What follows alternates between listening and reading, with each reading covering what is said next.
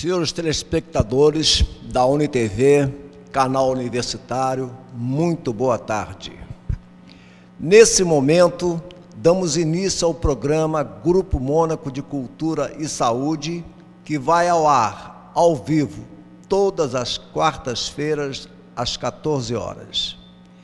Neste primeiro bloco, o bloco de cultura, temos a honra de receber como convidada a professora Tereza Bessa, que é coordenadora da Biblioteca Cora Coralina. Muito boa tarde, professora Tereza. Boa tarde, Mônaco. Boa tarde, UFTV. Gostaria muito de agradecer ao senhor e toda a sua equipe pelo convite, porque o senhor não me convidou. O senhor convidou a Cora Coralina para estar aqui presente e a biblioteca está exultante de alegria. Muito grato, então, pela sua presença. Onde está inserida a Biblioteca Cora Coralina na cidade de Niterói? Gostaríamos também de saber o seu endereço e o horário de funcionamento. Ok. A primeira pergunta, onde ela está inserida? Ela está inserida na Fundação Municipal de Educação e Cultura, sobre a atual administração da professora Inês Oliveira e do seu presidente, Cláudio. Eles estão dando muita atenção ao projeto das bibliotecas. Onde ela está localizada? Na Rua Visconde de Uruguai, 300. É simples. Ali entre a Marquês de Caxias e a Marechal Deodoro. Qualquer um pode entrar, para ser sócio, basta levar um documento de identidade, tá? Um comprovante de residência e uma foto. Não há necessidade de pagamento de nada. Pois não. A senhora falou na professora Inês e também no professor Cláudio. Eu acompanho o trabalho de ambos e vejo que o trabalho que eles realizam é um trabalho que temos que aplaudir de pé. E também acho que a Biblioteca Cora Coralina está muito bem localizada no coração da cidade, ali no centro de Niterói, e é um local realmente muito bom. E bela homenagem prestada à Cora Coralina.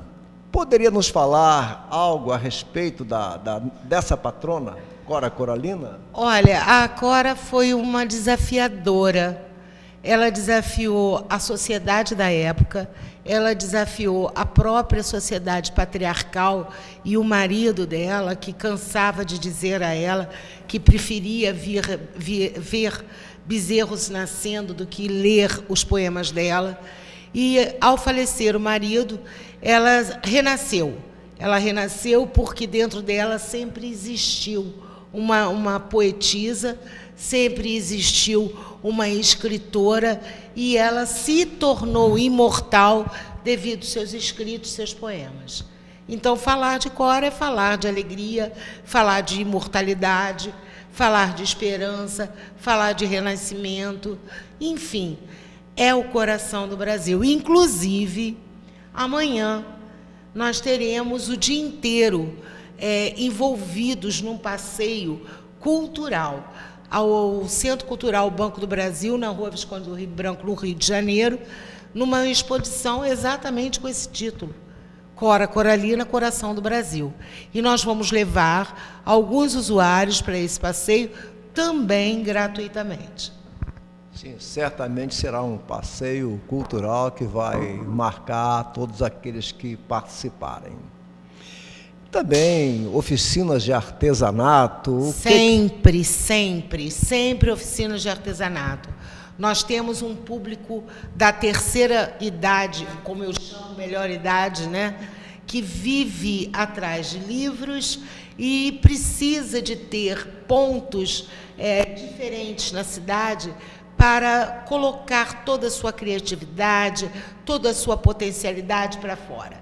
Então, as oficinas de artesanato, que nós vamos começar primeiro com a oficina de feltro, além de enriquecer essa pessoa, dando uma nova técnica de artesanato, fazendo com que ela mexa com as mãos, mexa com o cérebro, mexa com o corpo, ela também pode mexer na sua conta bancária, vendendo os seus próprios produtos, feitos por elas mesmas, aprendendo na Cora Coralina. Perfeito. Em relação à tarde de autógrafos, lançamentos de livros, a senhora poderia também nos falar algo? Mônaco, é com grande alegria que eu falo sobre isso, porque Niterói virou um celeiro de autores. Nós temos, hoje em dia, toda hora, autores e autoras aparecendo, e é muito feliz você saber, como autor, que tem um espaço, esse espaço está de portas abertas para todos aqueles que queiram lançar seus livros.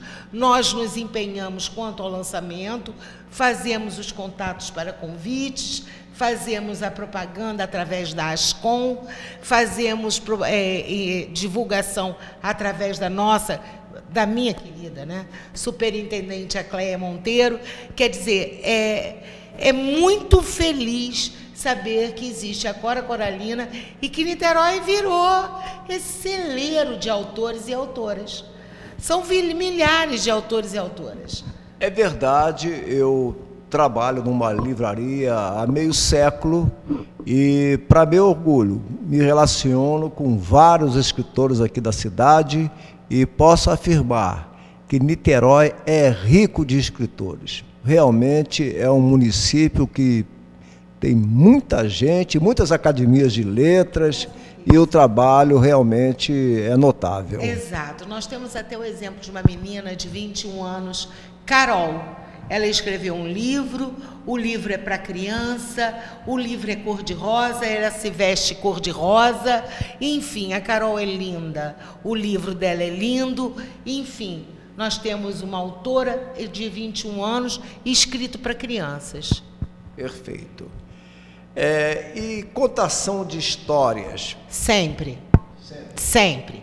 Até nas oficinas de artesanato que nós utilizamos, que nós desenvolvemos como projeto, nós procuramos fazer o artesanato paralelamente junto com a contação de histórias. Não é apenas para as crianças. Por exemplo, nessa oficina que nós vamos realizar esse mês, que é a oficina de feltro, vai ter a contação de história da Atecelã, da Colaçante. Então, tem a ver com a oficina de feltro, né? Então, artesanato, a história de artesanato, Marina Colaçante.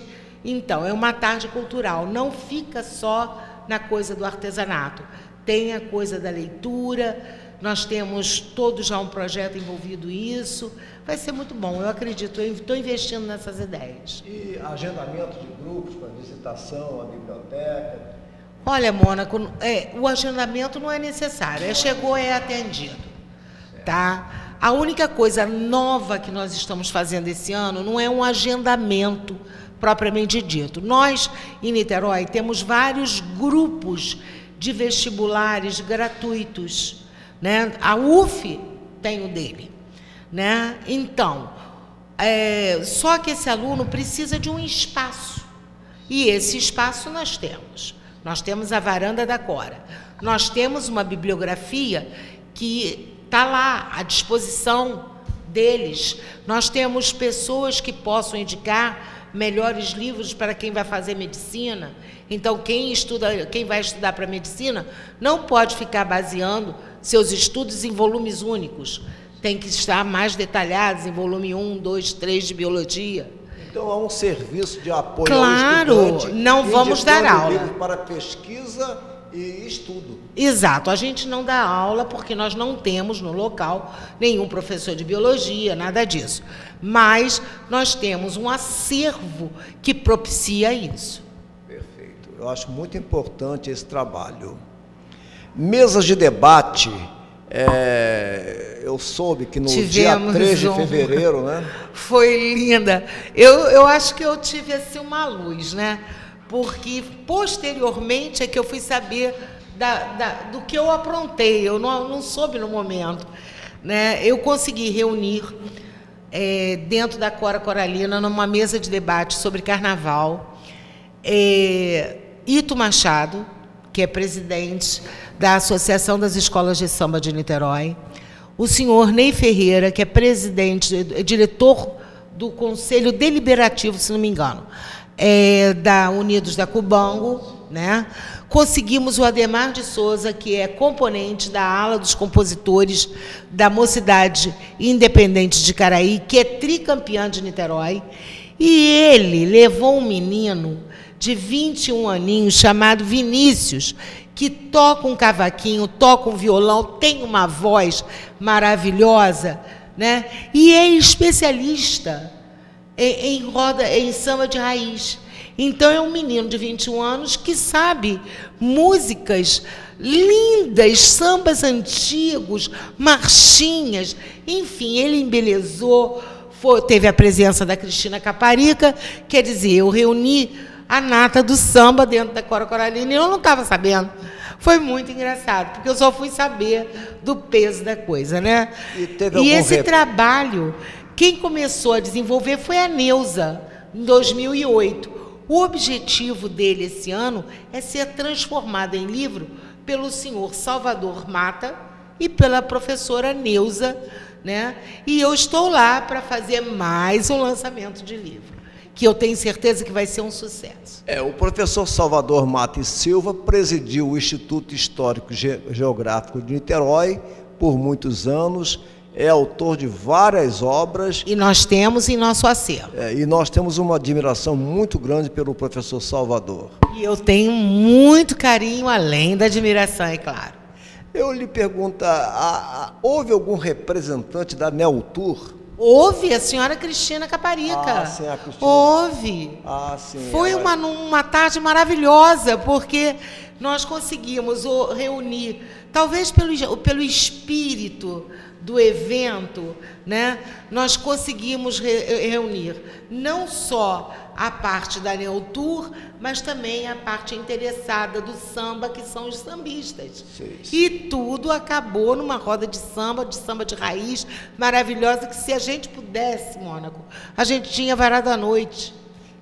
Eu vejo que o que vocês vão fazer com tantas informações sobre o carnaval? E quantos anos são de pesquisa? Olha, desde 2008, Salvador, o professor Salvador e a professora Neuza estão envolvidos nesse projeto. Então, esse ano, com todos os dados, que faltava o dado do seu Ito, faltava o dado do seu Ney, faltava essa coisa da roda de samba, né? Essa concretização. E isso, dentro de uma biblioteca, causou muito espanto, né? Mas eu fiquei extremamente feliz. E foi isso, entendeu? Eles vão escrever um livro, tem dados suficientes, porém, carnaval é carnaval, nunca acaba, né? Então, a gente já sabe que vai ter o volume 1, volume 2, volume 3, quiçá quantos volumes nós tivermos. Quantos volumes existirem, quantos lançamentos vão acontecer, e eu espero estar aqui para anunciar os lançamentos. Pois não. Enquanto a senhora será, enquanto responsável pela unidade, dará continuidade a esse projeto? Já estou dando, já estou dando. A partir do momento que eu cheguei à biblioteca, que foi no dia 17 de janeiro, dia 3 de fevereiro eu já fiz esse evento, que é continuidade para a execução dessa primeira parte do livro. Com fotos, registros, depoimentos de foliões, fotos de carnavais passados, enfim. Realmente é um projeto muito interessante. Historicamente, para a cidade, ele é belíssimo. Socialmente falando, ele vai resgatar um carnaval que eu vivi, que você viveu, que não sei. Né? Aquele carnaval da saudade que fica no coração da gente. Não é esse carnaval que hoje em dia todo mundo foge para a estrada, né? Chegar a Cabo Frio virou uma aventura de 4 horas. É verdade. Né? A gente tem que esperar alguém chegar na garagem para a gente andar 1 metro. Né? Ninguém saía de Niterói para comemorar carnaval. Todo mundo ia para os clubes, suas fantasias, né? Então, a decoração toda do salão desse dia do debate foi em homenagem. Também eu procurei figuras que lembrassem esse carnaval, o carnaval do nosso tempo.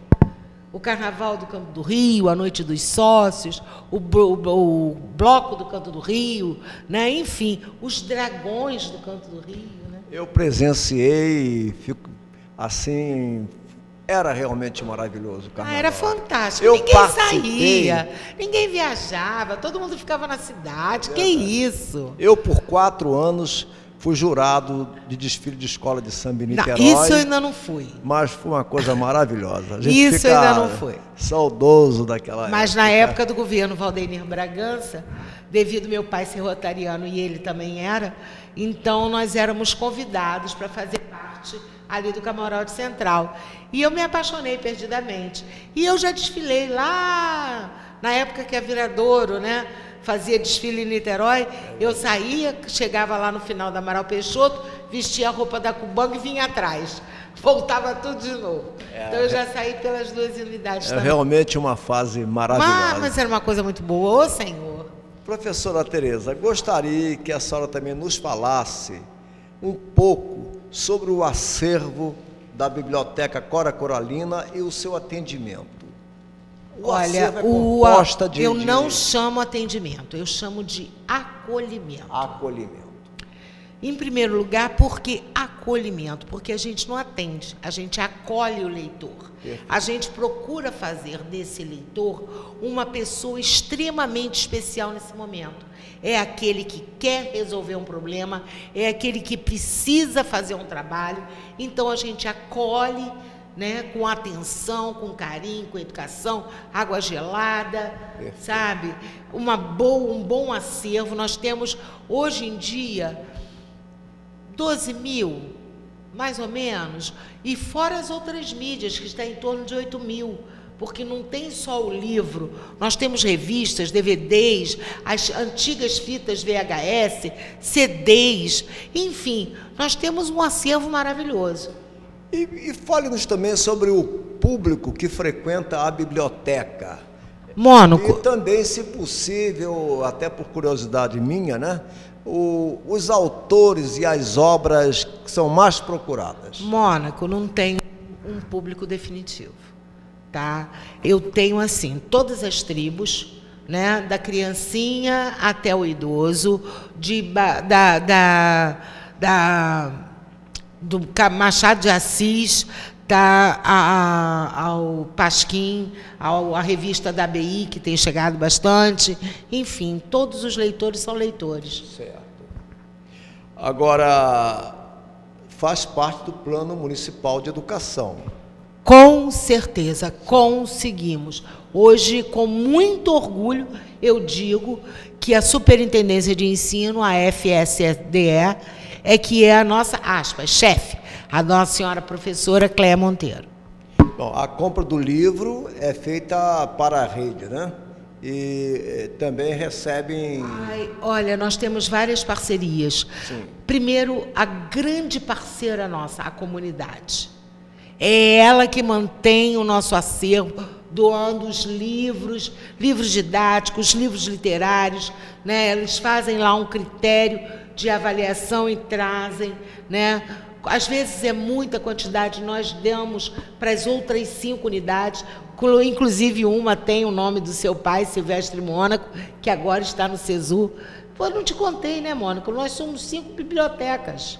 Nós somos Lídice Frois, em Jurujuba, nós somos Cora Coralina, no centro da cidade, nós somos Agnaldo Silva, na Vila Ipiranga, nós temos no Badu a Albertina Furtado, a Fortuna Barros e Silvestre Mônaco, isso lá na Ilha da Conceição. É um motivo de muito orgulho para mim que... E eu espero aumentar esse número, chegue a 11, até o final do ano. Bom, então a doação da comunidade é constante, sempre recebendo doações, sim, aceita as tem doações. O Sistema Estadual de Livros, tá, que também doa bastante livros para a gente, a doação é constante. E tem a própria FME, que compra os livros. Sim. Que quando compra para as escolas, acaba comprando para a biblioteca. Eu soube que o presidente abriu esse ano um concurso para bibliotecários. Para você ver a seriedade da gestão. E fortalece o trabalho. Então, você vê que a minha suposição de achar que daqui a pouco nós estamos com 11, né, bibliotecas, porque ele abriu, está lá. Mais uma coisa que eu gostaria de saber da senhora, professora, é sobre a reinauguração da Biblioteca Municipal Aguinaldo Pereira Macedo. A senhora pode nos falar algo a esse respeito? Posso. É o kit modernização. Isso vem junto do MEC, junto com o Ministério das Comunicações e o Ministério da Cultura. Nós fomos privilegiados e Aguinaldo Silva ganhou. Vem computadores, vem livros, vem todo o mobiliário. E ela passou por uma reforma muito grande dentro do seu espaço para que esse acervo tivesse sido recebido, computadores, tudo, enfim. Pois bem, eu recebo na livraria figuras que comparecem à Biblioteca Cora Coralina. Eu tenho um amigo que, inclusive, visita diariamente a Cora Coralina, chama-se Eurico Calhau Segrilo. O Eurico é um querido, né? E ele enaltece o trabalho, o atendimento, tudo da Cora Coralina. Então, eu quero aqui aproveitar o ensejo para parabenizá-la pelo trabalho que é desenvolvido na Biblioteca Coralina, que tem a senhora como coordenadora. Parabéns pelo trabalho. Eu agradeço, mas eu quero destacar duas coisas. Esse acolhimento foi feito primeiro pela professora Nelly Rigó, posteriormente pela professora Nilza Vejó, e eu agora só estou dando continuidade ao trabalho das duas. Realmente, a professora Nilza, quando esteve também à frente da Biblioteca Coralina, desenvolveu um belo trabalho. E uma curiosidade, a senhora que trabalha em biblioteca, como a senhora vê o futuro do livro? O livro nunca vai acabar, porque por mais sofisticado que sejam os sistemas de computadores, sempre vai ter que existir o livro, porque sempre vai existir o autor, sempre vai existir o leitor. Para você acabar com o livro, você tem que exterminar o escritor, você tem que exterminar o leitor. E você não consegue isso. Ele faz parte ele está aí, é mais uma mídia. Eu penso igual a senhora, porque os frequentadores da livraria, eles não querem apenas o livro, ele quer o contato com o livro, ele quer o contato com os clientes que comparecem à livraria, aquela troca de ideias, aquele bate-papo. Eu acho muito importante a presença do livro. O livro devia de existir não só como um enfeite. Tem gente que compra metros de livro, né? Eu acho que o livro deve existir dentro do seu coração, né? Porque é a sua cultura, é seu conhecimento que você deve valorizar. Sem dúvida alguma. Como a senhora vê o atual movimento literário aqui no município de Niterói? Foi aquilo que eu falei no princípio, Mônaco. Nós estamos vivendo um celeiro de autores, portanto, um celeiro de livros lançados, portanto, o movimento literário acontecendo, frequências altas nas bibliotecas, né? Frequências assim significativas nas bibliotecas, né? De todos os públicos, não é do público infantil, não é do público adulto, não é do público da terceira idade, é todas as tribos. Então, isso é muito bom para a gente, é muito bom.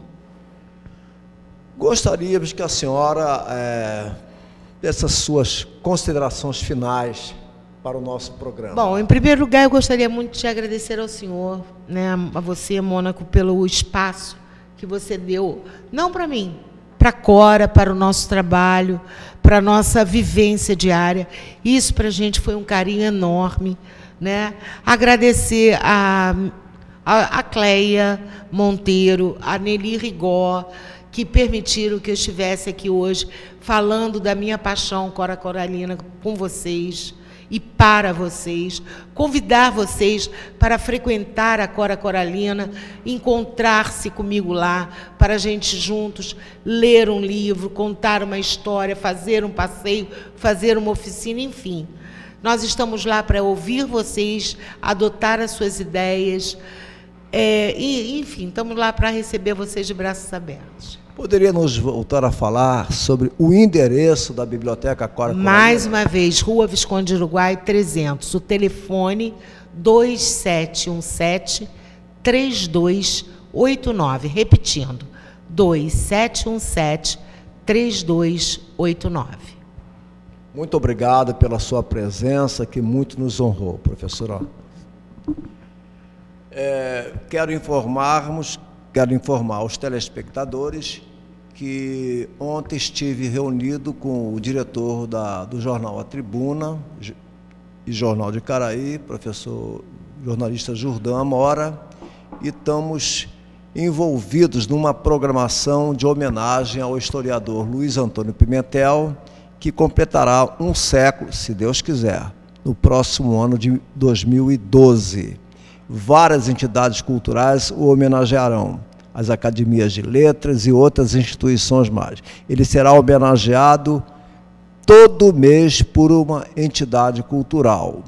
E no próximo dia 22, a inauguração de seu busto na Sociedade Fluminense de Fotografia. Despeço-me agradecendo aos telespectadores, lembrando que o programa é reprisado às quintas-feiras, às 21 horas, sextas-feiras, às 9 horas da manhã e aos sábados, às 16 horas. O segundo bloco terá o comando da nossa querida acadêmica e psicóloga Elizabeth do Vale. Muito obrigado a todos e até a próxima quarta-feira.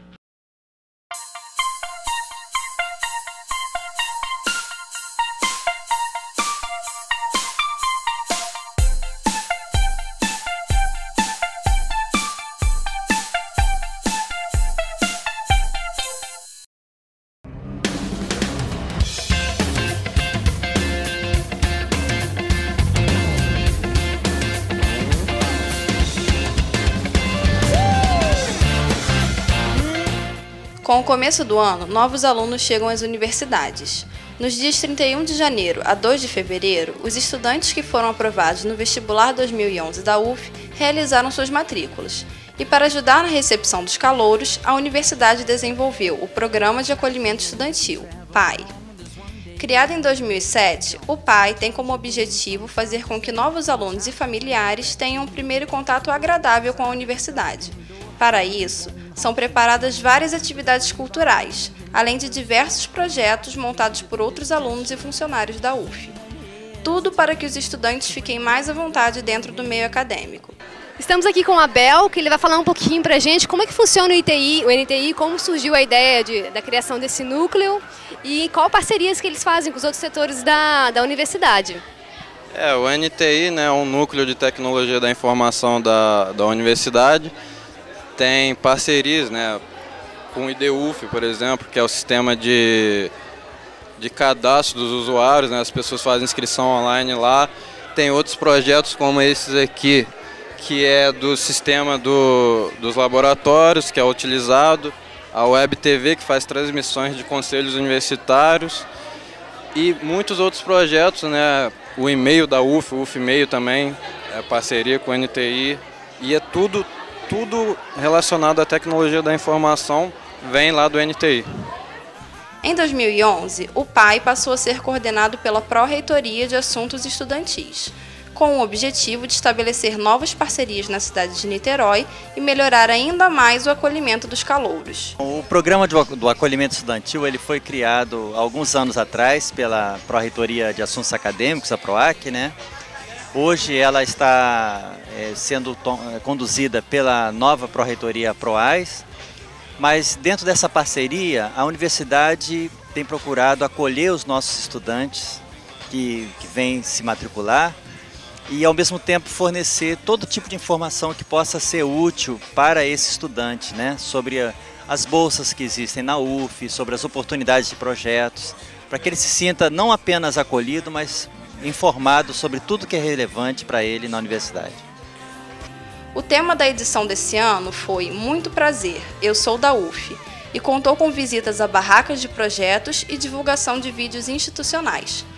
Nós estamos aqui com a Andréia, que ela vai contar um pouquinho como é que funciona o projeto. O Núcleo de Ensino, Pesquisa e Urgência, ele surgiu em 2004 aqui na universidade, só que antes disso ele existia com outro nome, que era Suporte Básico de Vida no Trauma, não era ainda um núcleo. Esse núcleo congrega várias atividades de emergência, tanto no pré-trauma, trauma e no pós-trauma, né? A ideia nossa é essa. Hoje a gente está com mais um projeto, que é um projeto de atuação em desastres. Então, como é que isso funciona? O aluno, ele, a partir do momento que ele conhece o núcleo, que ele tem interesse pelo núcleo, ele vem, conhece um dos coordenadores acadêmicos e fica frequentando o núcleo durante 6 meses. Após esses 6 meses, ele começa a fazer provas, avaliações para ver se ele está apto ou não para participar, porque são atividades muito difíceis. Se ele não estiver, não tem problema, a gente continua com ele, lado a lado, preparando ele para atuar em grandes emergências. Essa é a ideia, a gente poder estar presente quando o socorro médico se fizer necessário. Além disso, os alunos puderam conversar com veteranos, professores e coordenadores de curso para ficar sabendo um pouco mais sobre sua área específica. E para conhecer ainda melhor o espaço da universidade, os calouros puderam fazer um tour pelo campus.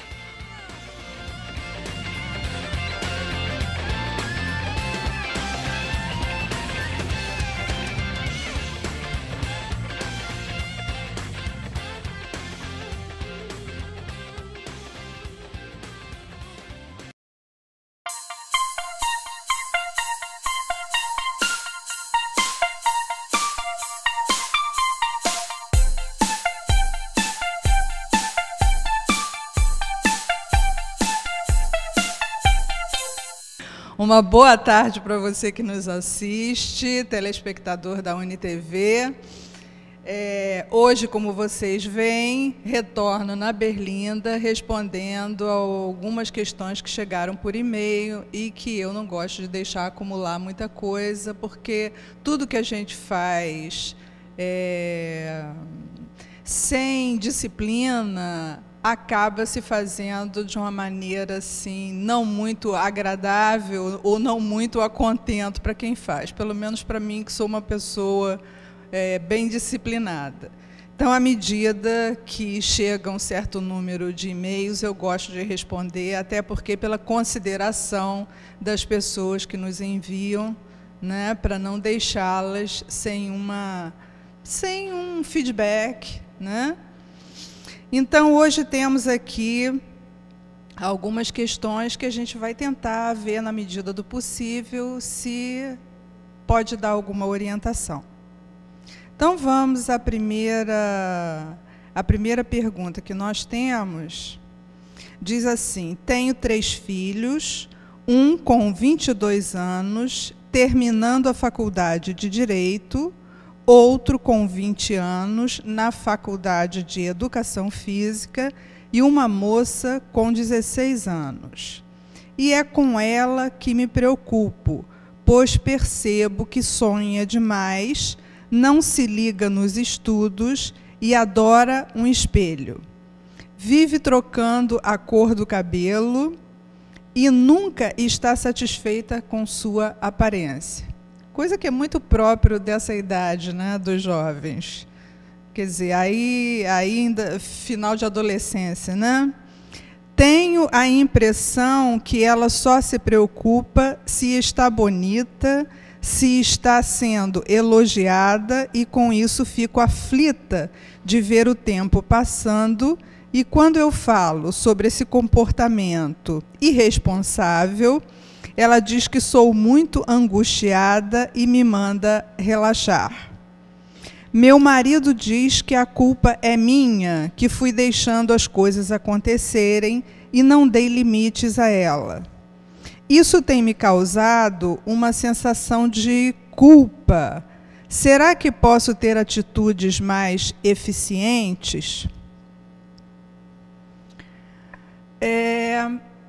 Aqui eu acho que a gente poderia abordar o seguinte: as mulheres não nascem mães, os homens não nascem pais. Portanto, exercer o papel de mãe e o papel de pai depende justamente dessa convivência, desse caminhar, né? Nesse aprendizado que nós fazemos, vivendo justamente as experiências da convivência com nossos filhos. E assim, de uma maneira geral, né? Nós, seres humanos, não chegamos a um determinado momento em que a gente possa dizer: estamos prontos, estamos acabados. Não. À medida que nós caminhamos e à medida que nós vivemos nossas experiências do dia a dia, nós vamos cada vez mais burilando, né, essa pedra bruta que nós somos quando nascemos, e que a vida, as adversidades, os obstáculos, os sofrimentos e uma série de situações que nós passamos nesse percurso do viver, vai justamente nos dando novas dimensões de como entender melhor o contexto humano, né?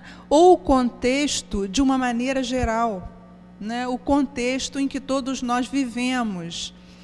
E, se fizermos um exame de consciência mais profundo, vamos observar que todos nós, em alguma medida, né, somos deficientes em N situações, né, que dirá na situação de contribuir para a formação, né, de um outro ser humano, no caso, nossos filhos.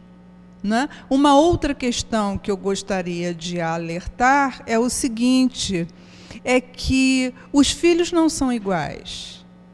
Cada um tem suas diferenças de comportamento, suas diferenças em termos de atingir determinados objetivos, né? Idealizações.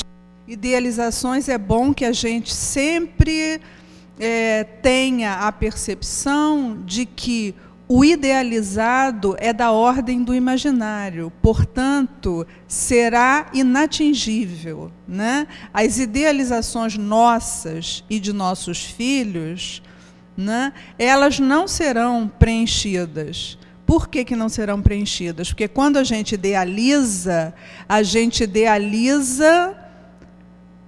na imaginação. E da imaginação para a realidade, há que se ter, né, uma distância. Então, é preciso que nós, por termos essa consciência, possamos sempre fazer contas de chegar.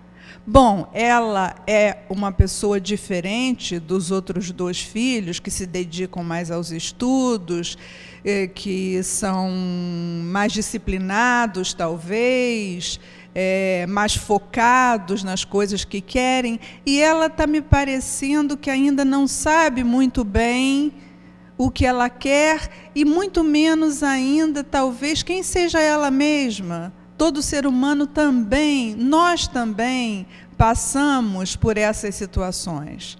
Né? Se a gente recordar da nossa adolescência, da nossa infância, da nossa juventude, nós vamos perceber que em vários momentos nós tivemos muitas dúvidas, que em vários momentos também o espelho nos revelava coisas que nós não gostávamos, que nós não ficávamos satisfeitos em ver e, portanto, gostaríamos de mudar. E ficávamos naquela tentativa. Hoje faço isso, amanhã faço aquilo, depois da manhã... Né? E hoje, de uma maneira geral, a gente não só vê isso nos adolescentes e nos jovens, não. Mas, olha, muita gente que já entrou no isenta, né, se comporta como se fosse um adolescente ao se olhar no espelho. né? Fica essa questão do isso aqui não está bom, aquilo ali não está bom, aquilo ali não, né? E a gente sabe que esses fatores ocorrem, acima de tudo, quando nós temos também, de forma deficiente, dificuldade de fazer esse trabalho interno conosco mesmo, no sentido de nos aprofundarmos na essência do nosso ser, né? Na busca de quem realmente somos, né? De aprofundar determinadas questões filosóficas, sim, questões que nos levam a um pensar, e é um pensar que às vezes traz um certo cansaço, né? Uma certa exaustão. E me parece que o ser humano, comodamente também, ele sai muito pela tangente no sentido dessa coisa de como olhar para dentro dá trabalho, é cansativo, né? Tem que se ter uma certa disciplina, uma certa responsabilidade, uma certa pedagogia até para fazer isso. As pessoas preferem, então, contornar, sair pela tangente. Deixa para amanhã, deixa para depois. Então, eu diria a essa mãe que, em primeiro lugar, não fique se sentindo culpada, né? Porque, na realidade, ela está observando o que está acontecendo com a filha, e desse observar, provavelmente, mais criteriosamente, é que ela poderá se chegar, né, e conversar, trocar ideias, e até questões, perguntas pertinentes a essa situação. Será que esse troca-troca é por uma insatisfação tão grande, minha filha? Será que você está tão satisfeita assim com a imagem que você vê de você mesma? Né? Quer dizer, há que se ter um momento em que essa aproximação possa ser feita, mas possa ser feita de forma espontânea, tranquila, natural. Né? E num momento em que essa jovem também esteja mais ou menos, tenha algum mínimo, né, de maturidade para ter esse tipo de conversa, né? E o pai também pode participar, e deve, e é uma responsabilidade do pai, assim como é da mãe, a formação de cada filho, né? Então, essa coisa do pai ficar dizendo para a mãe, porque é uma menina, às vezes, e ele deve ter receio de abordar mais profundamente o questionamento com uma menina, em vez de com o filho, o homem. Esse pai também pode e deve, é responsabilidade dele, abordar também assuntos pertinentes a essa insatisfação, a essa problemática, às vezes, que vai nascendo devagar e que pode se acentuar ou se desmistificar à medida que esse contato com os pais vai se aprofundando numa atmosfera de camaradagem, de compreensão e, acima de tudo, de respeito. Certo? Então, está aqui a minha dica.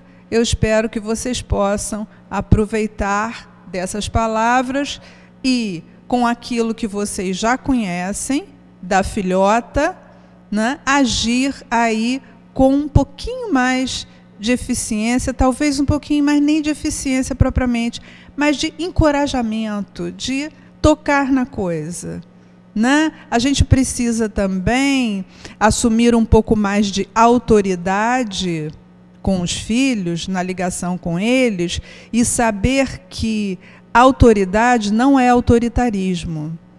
Não é você agredir, não é você machucar o outro, não é você ferir o outro com palavras, mas chamar o outro à realidade.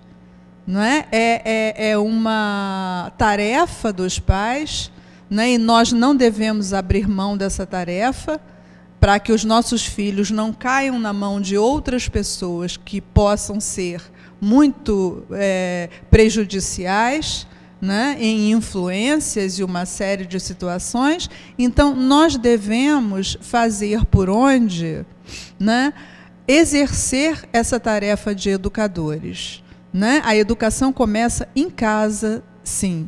Né? Quer dizer, às vezes os pais cobram muito da escola, que a escola repreenda, que a escola informe, que a escola forme, mas a educação começa em casa. Então, esse papel dos pais é intransferível, não se pode transferir para outras pessoas nem outras autoridades, né? A gente tem que procurar cada vez mais, no exercício desse dia a dia, ter consciência da autoridade que nós devemos exercer em relação a nossos filhos. Passando a uma outra questão, tenho 52 anos, tenho estabilidade profissional, sou extremamente responsável, cuidadosa, fui casada durante 4 anos, mas não deu certo, porque meu ex-marido é uma pessoa hiperativa e eu não consegui acompanhar o ritmo dele e as cobranças no sentido de que eu tinha estabilidade no trabalho e ele não. Durante a nossa relação, fui percebendo que ele começou a guerrear comigo, a estabelecer muitas comparações entre o comportamento dele e o meu. Não consegui suportar a pressão e pedi a separação. Já estou há 2 anos separada, mas continuo perplexa de constatar que as relações amorosas estão se tornando cada vez mais difíceis e tumultuadas. Será que estou exagerando? Não. Exagerando não, porque nós sabemos que, apesar de as informações hoje serem veiculadas de uma forma mais aberta, há uma liberdade maior na fala das pessoas, há um conhecimento maior no sentido dessa abordagem feita, inclusive na mídia, por muitas pessoas, mas eu não diria que isso torna as coisas mais fáceis. Até porque o nosso sistema, que é um sistema de sociedade de consumo, um sistema que foi fomentando, que veio fomentando gradativamente a questão do individualismo, né? Esse sistema, ele vai causando nas pessoas um certo pé atrás, uma certa desconfiança e, acima de tudo, uma competição muito grande. Então, a gente poderia dizer que a guerra dos sexos continua. Sim, a guerra dos sexos continua. Há uma disputa ainda muito grande, embora a mulher hoje já possa galgar lugares, já possa estar em franco crescimento no sentido de conquista profissional, né, da sua conquista respeitosa até pela sociedade como um todo, mas ainda vivemos embaixo de uma certa competição que ocorre meio que de forma velada, meio que escamoteada, mas existe sim. Existe sim, a mulher ainda sofre muito com isso. Então é preciso que, como eu estava falando no caso anterior, a melhor maneira de nós lidarmos com coisas que nos fragilizam, com coisas que nos causam perplexidade, é o investimento que nós fazemos interiormente como pessoa humana, como indivíduo, como alguém que incansavelmente busca e, acima de tudo, busca a sua identidade, busca o conhecimento de si mesmo, busca esse grande encontro, que é o encontro consigo mesmo. A partir do momento que nós começamos a entender o nosso mecanismo interno de uma maneira mais profunda, nós começamos a administrar o nosso comportamento, as nossas decisões, né, de uma forma mais tranquila. Né? Então, a medida é essa. O quanto mais eu me conheço, quanto mais eu sei de mim, mais eu tenho convicções a meu respeito, e essas convicções vão, então, delineando gradativamente as minhas escolhas, as minhas direções, e, portanto, fazendo com que retorne para mim condições mais satisfatórias de vida. Então, esse entendimento é que propicia a baixa da ansiedade, da angústia e uma convivência mais pacífica consigo mesmo. Seja sua melhor amiga, não seja sua inimiga. Né? E para que a gente seja o melhor amigo de si mesmo, tem que haver aí um investimento afetivo, um investimento amoroso e cuidadoso com seu estado de ser. Então, esse é o recadinho que eu deixo para você. Acho que a partir daí as coisas sempre melhoram. Bom, vamos então para outra questão. Temos quanto tempo? 8 minutos, né? Tá.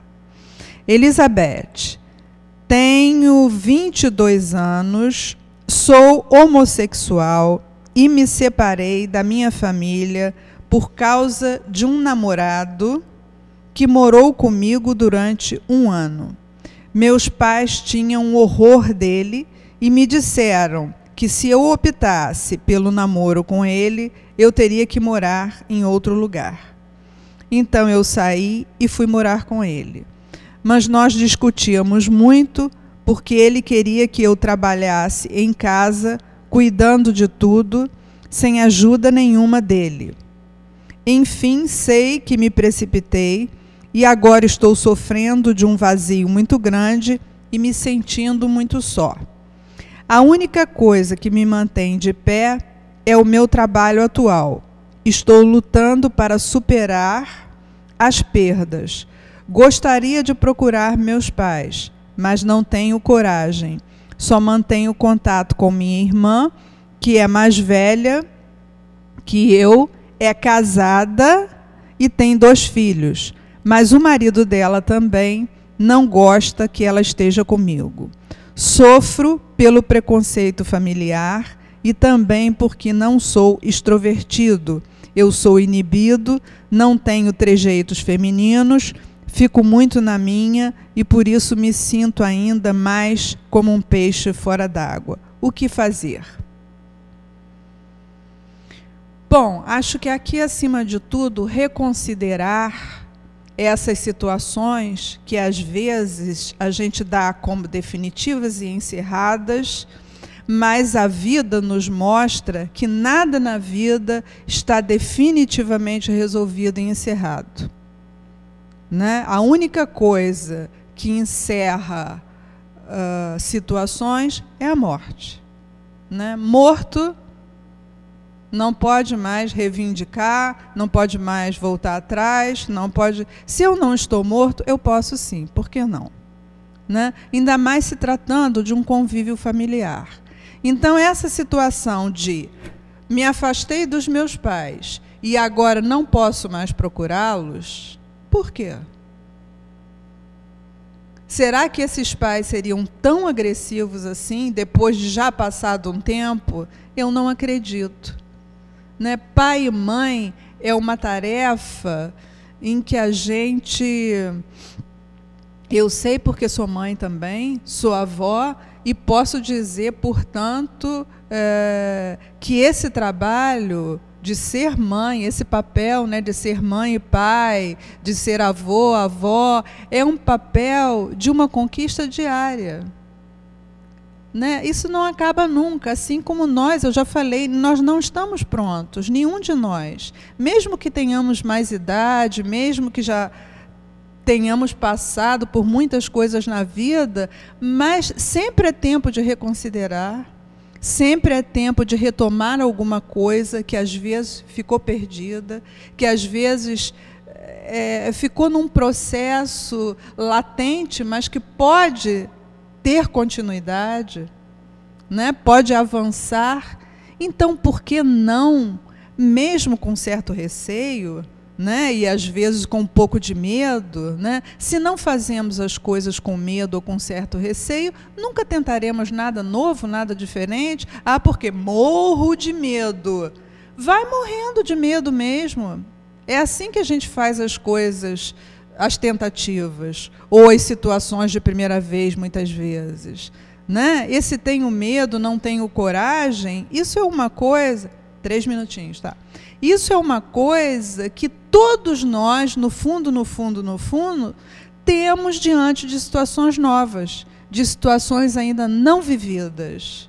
Mas, se nós deixarmos que essa falta de coragem e que esse medo nos paralise, aí sim nós somaremos aí uma quantidade de vazios tão grande que a nossa vida se tornará um tédio, muito monótona, depressiva, esvaziada de sentido e uma série de coisas. Então, veja bem, não deu certo a relação com alguém, saiu de casa, se desentendeu com os pais, isso já tem algum tempo, de forma alguma, não deixe esse medo dominar no sentido de não voltar a procurar esses pais. E no fundo, talvez os pais tenham esse mesmo desejo, essa mesma vontade e, ao mesmo tempo, tenham esse mesmo receio, né, de te procurar e de não serem bem recebidos e de, enfim, travarem aí uma situação de desgaste, de estresse e se acomodam. Então, a minha intuição aqui me diz que, olha, não deixe de fazer isso. Não deixe que a vida passe mais um pouco e que o medo paralise, né, a sua vida. E acho até que seus pais podem estar realmente na mesma situação, querendo essa aproximação. Então, tenha coragem, arrisque, porque viver, acima de tudo, é arriscar, né? E não existe essa coisa de viver sem medo e viver sem ansiedade, né? O que não pode acontecer é a gente viver em pânico, porque aí já seria uma ansiedade num nível tão alto que não consigo fazer nada, não consigo nem sair de casa. Então, alguma ansiedade, algum medo, todos nós temos em relação a uma série de situações, mas é preciso que isso seja enfrentado, é preciso que isso seja ultrapassado para que a gente possa dar continuidade e andamento aos nossos projetos de vida. As famílias não são perfeitas, as famílias não são plenamente felizes, isso é um mito, as famílias têm muitas dificuldades, né? E é preciso que a gente saiba trabalhar e lidar com essas dificuldades. Fico zangado um dia, mas no outro reconsidero, daqui a algum tempo isso já não me faz tanto mal, eu já consigo ter uma abertura maior e vamos vencendo os obstáculos. Família é isso, né? Como não existe o felizes para sempre, como nos contos de fadas, na vida real também não existe esse felizes para sempre, né? Então eu diria que só mesmo nos contos de fada é que a gente pode ser feliz para sempre. Na vida real a gente tem que trabalhar, tem que muitas vezes suar a camisa, criar estratégias, agora estratégias boas, estratégias dignas, estratégias respeitosas, amorosas. Dessa forma, então, nós crescemos e ajudamos de uma maneira geral, a nossa família, com o nosso crescimento, e a todos que estão à nossa volta, para, de certa forma, melhorarmos, então, todo o nosso contexto social, enfim, e de tantas outras relações que temos à nossa volta. Então, fica aqui o meu beijo grande. Na quarta-feira próxima, me parece que não teremos programa, né, na quarta-feira de cinzas. Ficamos, então, para outra quarta-feira. Meu beijo grande. Bom feriado.